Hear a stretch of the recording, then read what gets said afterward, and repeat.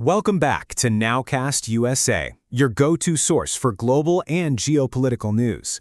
Today, a dramatic and controversial Israeli airstrike in Qatar that sent shockwaves through the Middle East and beyond. Buckle up.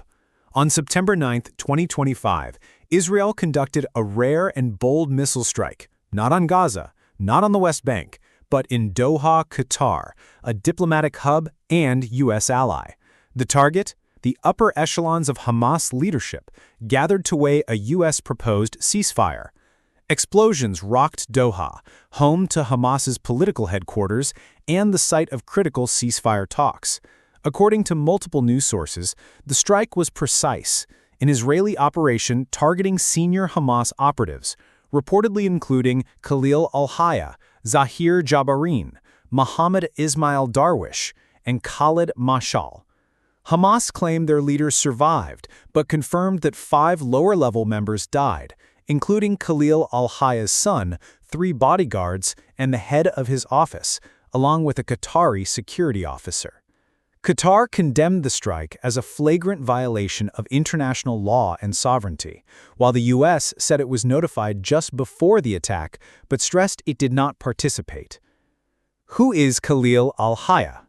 So, who's at the center?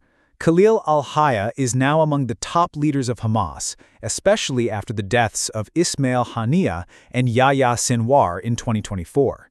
Since then, he's taken on a central diplomatic and strategic role, especially in ceasefire talks out of Qatar. This strike immediately placed a massive strain on ceasefire efforts. Talks were underway for a U.S.-backed ceasefire, involving hostage for prisoner swaps and phased Israeli withdrawal from Gaza.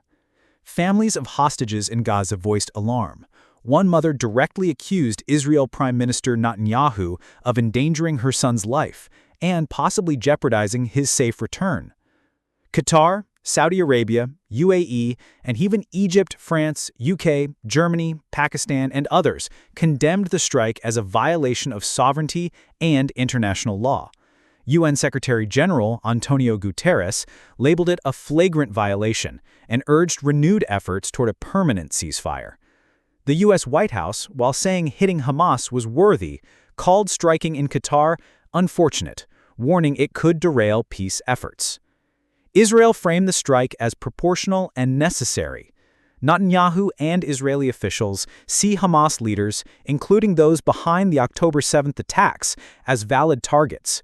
The action, they argue, was justified and fully under their control. The IDF emphasized surgical precision and intelligence planning aimed at minimizing civilian harm. It's the first known Israeli military strike on Qatari soil, a long-standing mediator and U.S. ally. The attack threatens the fragile Abraham Accords, which sought regional normalization and peace. Analysts warn that what began as hostage negotiations may now set the stage for further escalation, regional polarization, and diplomatic breakdown. Behind the headlines are heart-wrenching stories: a grieving father, lost mediations, and a region on edge. This strike underscores the fragile human cost amid geopolitics, how one missile can shatter not just buildings, but also trust. As we move ahead, the question remains: can ceasefire talks recover, or will this spark a broader conflagration across the region? One thing is certain: this is a turning point. Hit like, subscribe, and drop your take in the comments. What does this strike mean for peace? Will diplomacy persevere, or is war the unfortunate legacy of Doha?